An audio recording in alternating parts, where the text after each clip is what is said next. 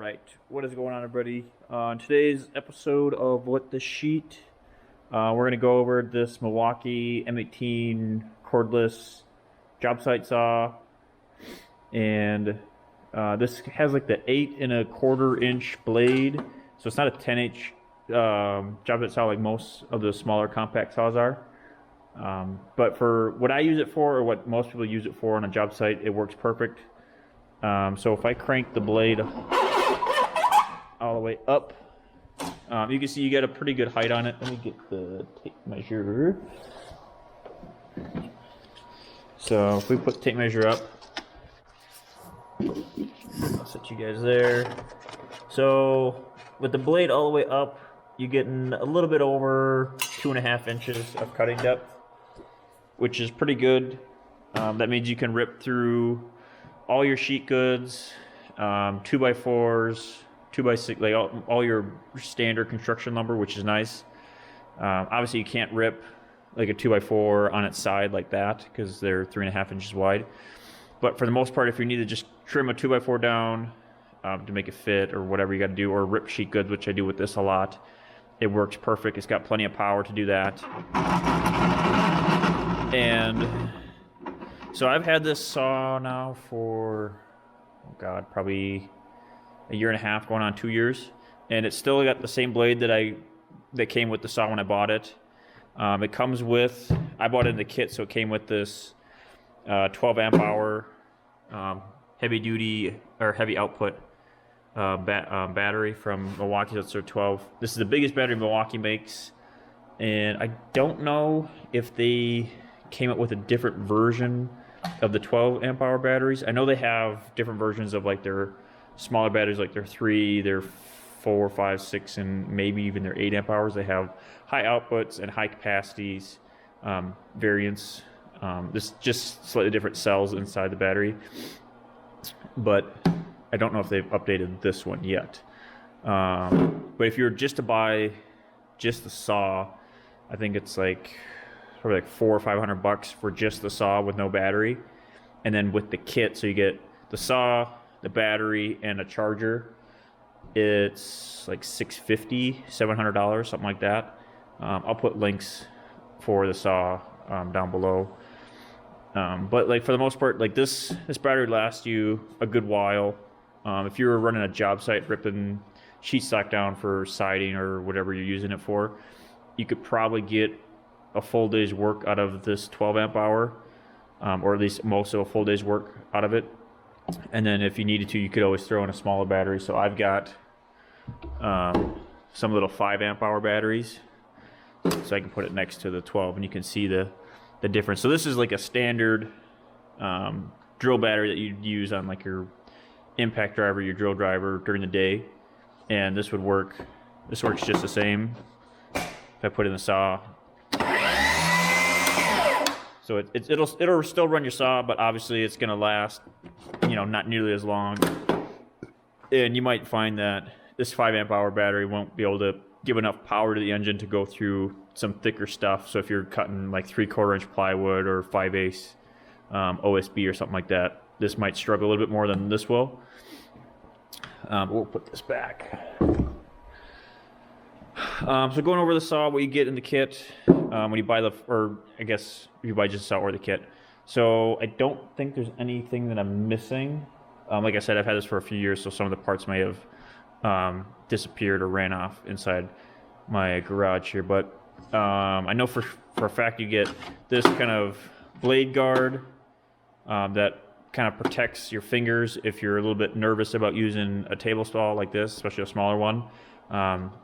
You might, or if you're on a job site, you don't want somebody that's new to being around power tools, you don't want them to accidentally cut the finger off, especially if you're doing rip cuts. And then otherwise, you have this Riling knife, which is pretty much what I use most of the time, just because I've been around power tools long enough to where I'm not afraid.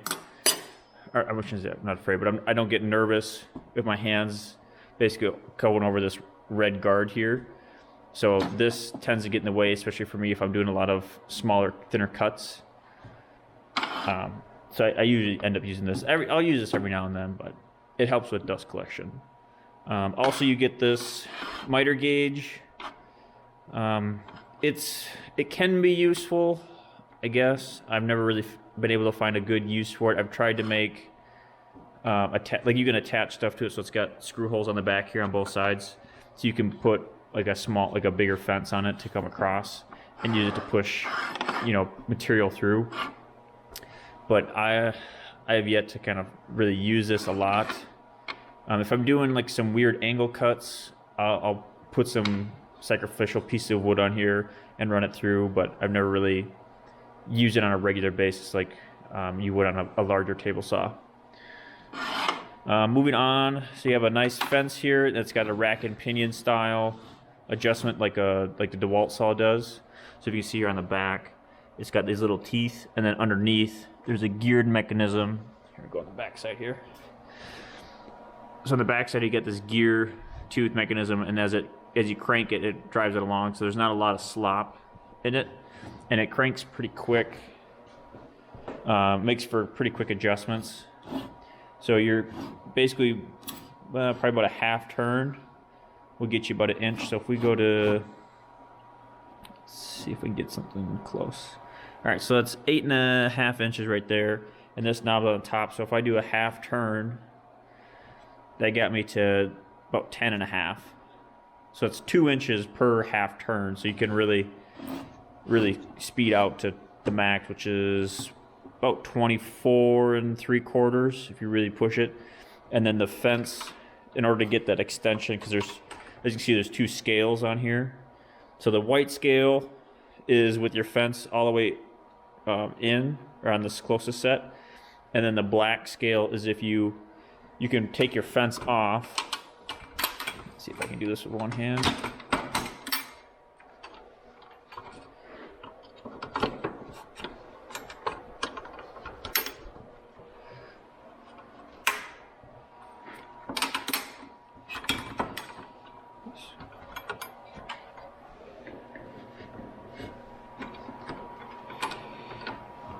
There we go. Okay, so now we got the fence on the far end. So if I put it out to here and then lock it in, now I can't move the fence. And then it has this little flip down piece. So when you're close over the table, you leave that up. And then when you come out here, you can swing this down, and then this basically mirrors the height of your table. So any material running here, it's not gonna dip off or go underneath. So it gives you that little bit consistent cut length. But then you just go off of this scale when you're got it all the way out. So you can do 24-inch rip this way. And then if you leave it that way, which I've done in the past, it basically offsets your cut length by 4 inches total. And then you can just crank it back in.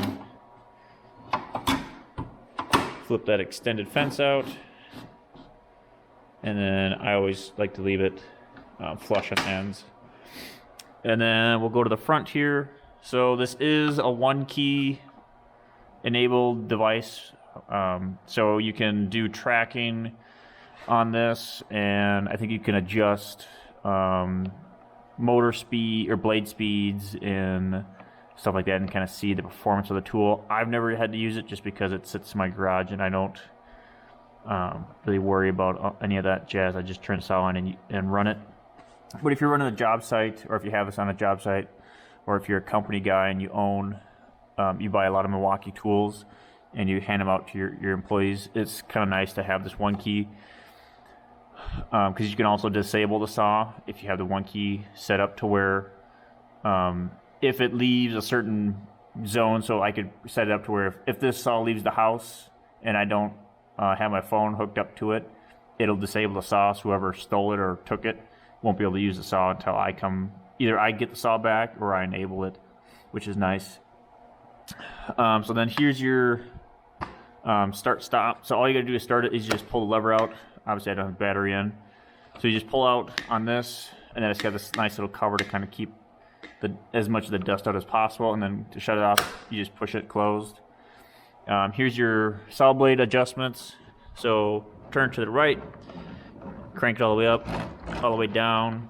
I think it's like 20 or 30 cranks to get it all the way up full height.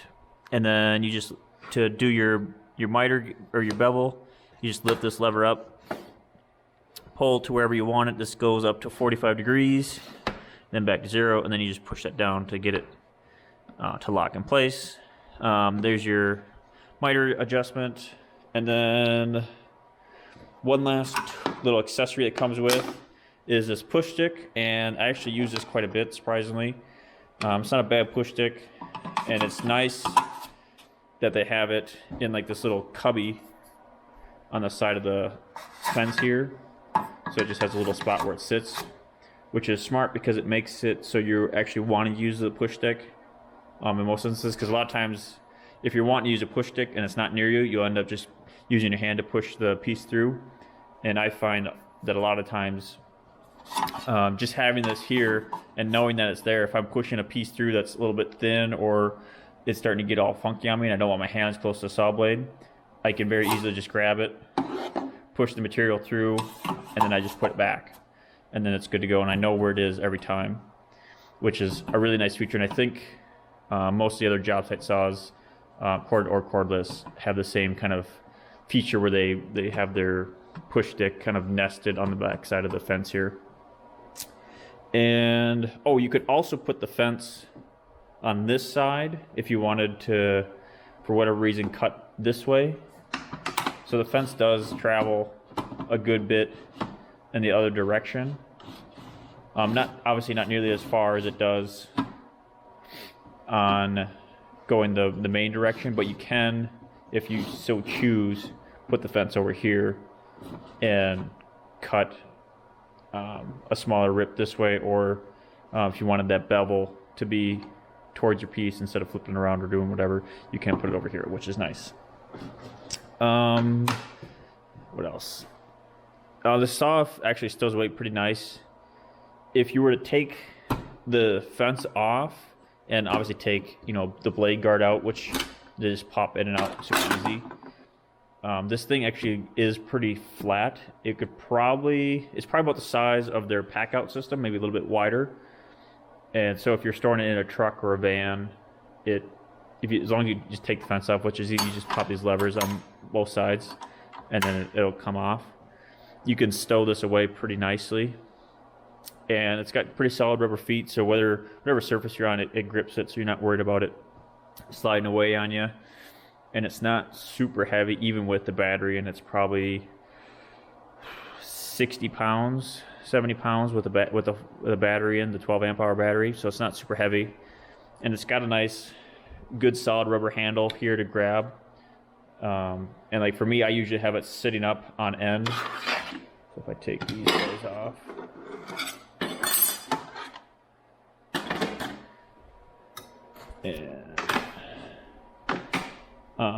And then on like the side of the table, so you got these little kind of pieces that kick out here, and these are just good for whenever you're setting the saw down on whatever surface it is. It just acts as something to brace on.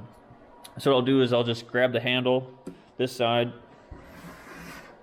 and then I'll set the saw up like this.